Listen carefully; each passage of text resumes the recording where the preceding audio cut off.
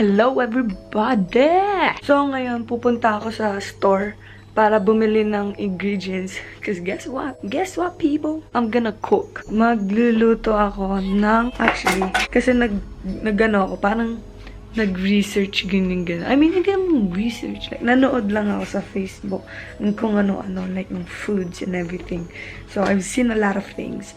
And I still don't know what to cook, you know. So, hold on. Let me check again kung ano yung gusto kong lutuin. Nung patulog ako kagabi. So, syempre, nag-i-scroll ako sa phone, sa Facebook, ganyan. Tapos, nakita ko tong page na Tukayo Cooking. So, ayan siya. Yan. Tukayo Cooking. Ang dami kong nakita. And, ang dami ko gustong itry iluto. But first, for the rice, I'm gonna cook fried rice. Ito siya. Sobrang sarap niya tignan. Ayan.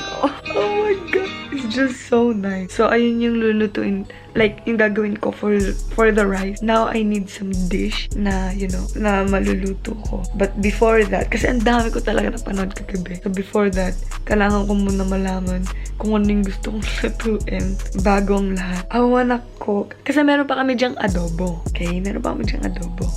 Ginataang adobo. So, I was planning to cook pork giniling. Para siyang menudo. So, ayun. Madali lang naman siya. Pero ngayon, okay, alam ko na kung ano yung lulutuin ko. Is etong century tuna sisig. Wala akong century tuna, pero merong century... wala akong century tuna, pero merong tuna chunks dyan sa store. So, ayun yung bibilin ko. Basta tuna, okay din. Dalawa yung video nila about sa tuna sisig. Ayun, tuna sisig special yung isa.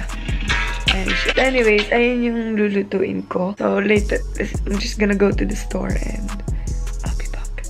So, nakalimutan ko. Alamin ko pala muna yung mga ingredients. Yung mga wala dito sa bahay. Yung mga kailangan kong bilhin. Wow! Look at this. Easy cook float. Gagawin ko din yan. Doon tayo sa special. Na all special. Yun. Tuna sisig special. Garlic. May garlic dyan. Onion. White onion. Pero it's okay. For a better taste lang. Tuna. Okay.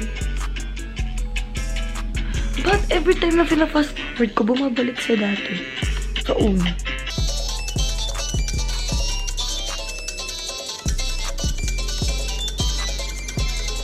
Kailangan may sauce, labuyo, and siling mahaba. Saan kaya ako makakabili ng siling mahaba? Kasi dito, bihira ka makakakita ng mga ganun. Sili lang yung red. Pero yung green na mahaba.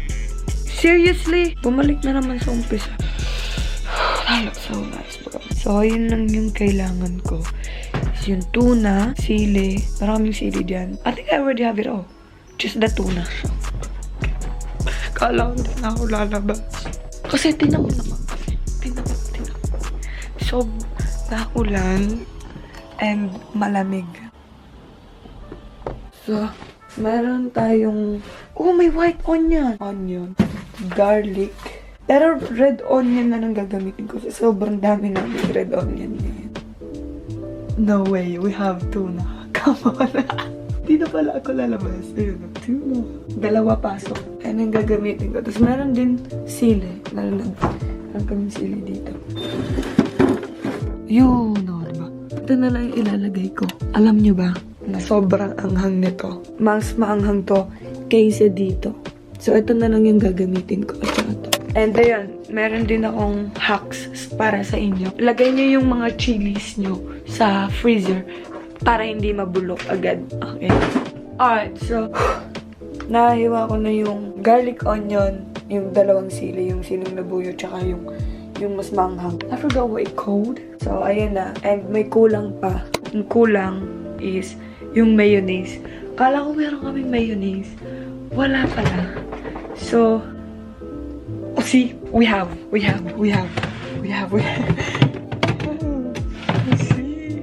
Okay, so we have mayonnaise. And I'm gonna cook na. So, let's get started. So, isusutay natin yung garlic and onion. Nalagyan ko na siya ng oil. Yan, ganyan lang. Konti lang. Tapos, syempre, spread. Nalagay ko na yung garlic. Sunod na dito is yung onion.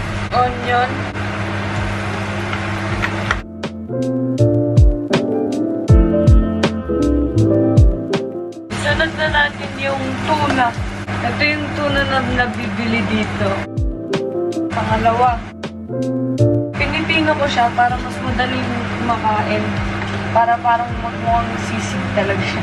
Habang hinihintay ko yung medyo mawala yung parang sabaw, yung oil niya, imimix na muna natin itong mayonnaise at saka yung oyster sauce. Ewan ko kung meron kaming oyster sauce. Pero kung wala, soy sauce can do it. So, soy sauce. And mas gusto ko din yung soy sauce, to be honest. So, ang gagamitin natin is dato puti tayo. Syempre. Dato puti lang wala. So, ayan, imimix na natin itong dalawang to para para maglasang sisig. Since medyo satisfied na ako dito, lalagyan na natin siya ng mayonnaise. So, yung mix na mayonnaise tsaka oil. Mix na natin. Ito yung mga chilies. Lalagyan na natin.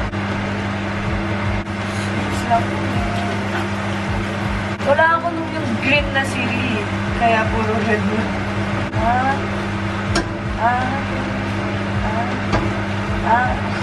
Tayo na lang natin siya kumulo. At saka yung mawala ng medyo yung mga oil niya. Yung sunflower oil. Para umanghang, lagyan natin ng chili powder. At saka yung chili flakes. Black pepper. Chili flakes.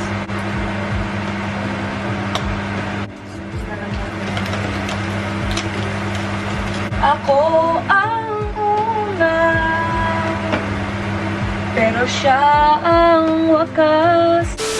So, ito na siya, hiniwa ko na. Niluto ko na yung fried rice.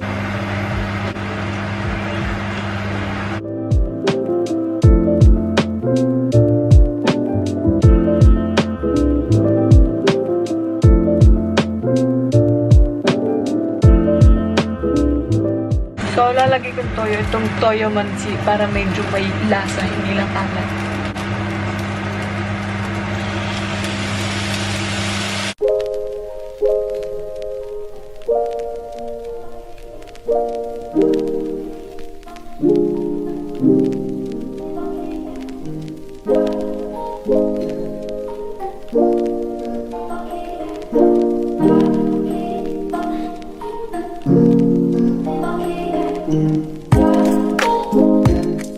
Natin. Tinikman na ni Daddy. Sarap na sarap siya. Tell my niggas murder team about a week ago. Fuck with us and then we tweak it. Tuna naman. Tuna.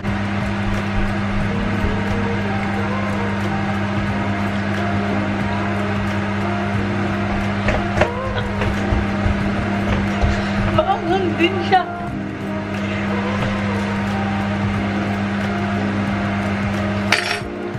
Let's eat! Yeehaw!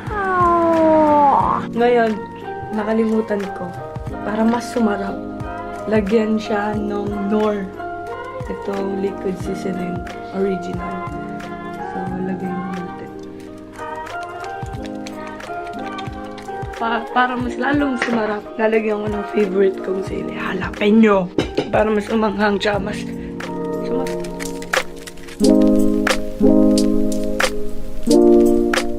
Alright, so, hello everybody.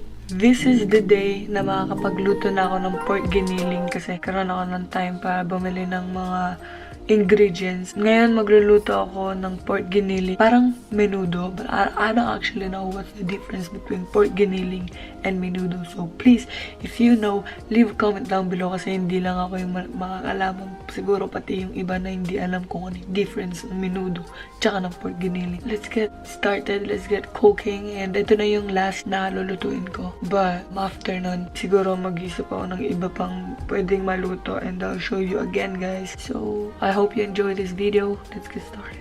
Mag-prepare muna ako ng mga ingredients and I'll show you later what the ingredients are. So, ngayon, pinapakuluan ko muna yung mga potatoes para madali siyang balatan at saka para madali siyang hiwain. So, habang hinihintay ko siya parang lumambot ng konti, maghiwa muna ako ng mga ibang ingredients para ready na lahat.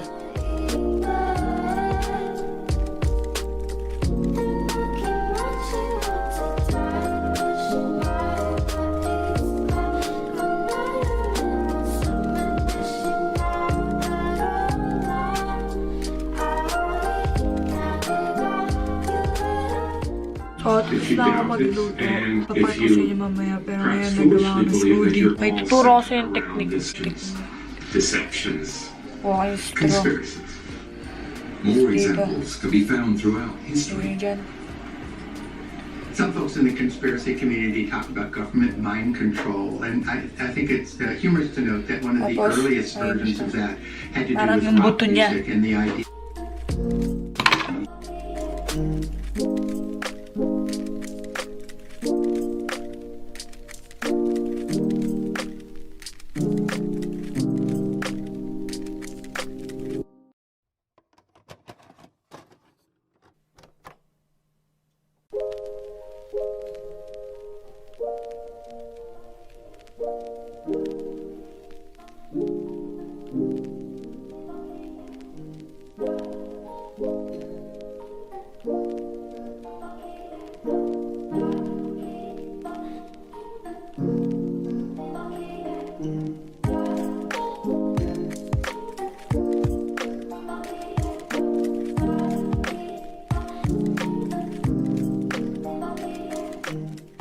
Ang sarap!